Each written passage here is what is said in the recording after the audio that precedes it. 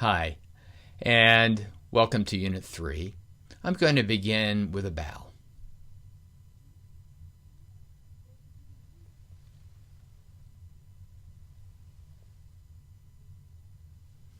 I hope you're well this week. Those of you, I don't know if anybody's on the East Coast, but I understand there's a mega storm coming. I hope everybody's safe and sound there. Last week in Unit 2, we took an overview at life transitions. We looked at 3 stages of life transitions and some of the dynamics that happen as we move through those stages.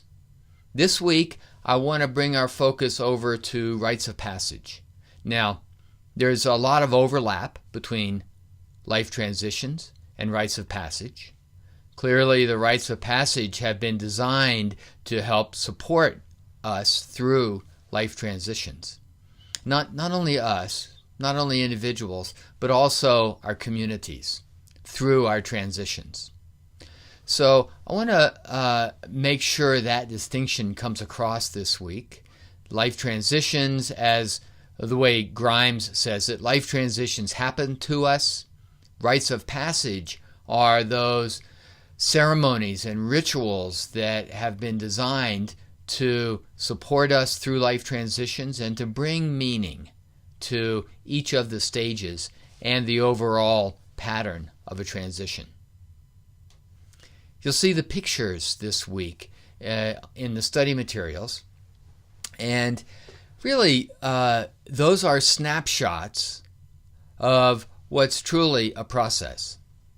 So it occurred to me as I looked back at those pictures today, I had chosen one, that first one, that's more about the beginning or before a rite of passage. The middle one seems to me to be more in the midst of a rite of passage.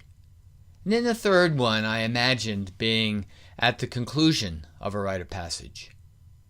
So the girls modeling their dresses, the young man being thrown up in the air, and the group of young people after their confirmation.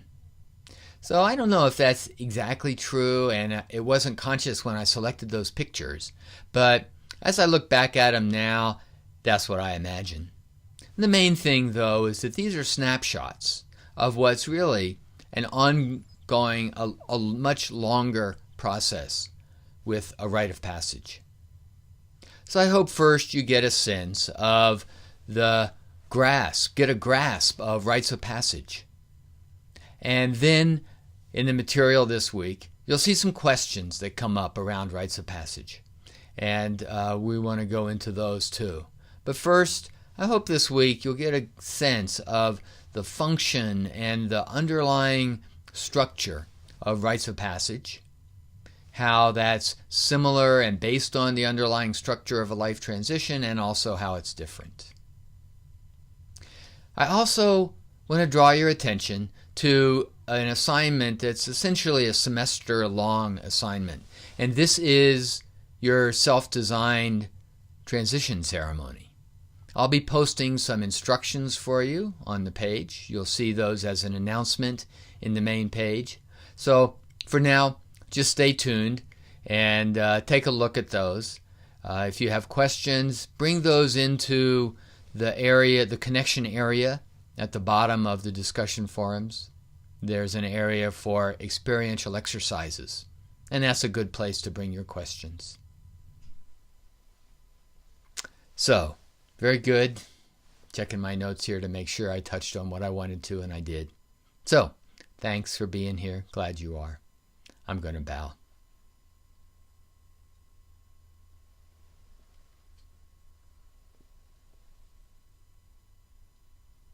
See you online.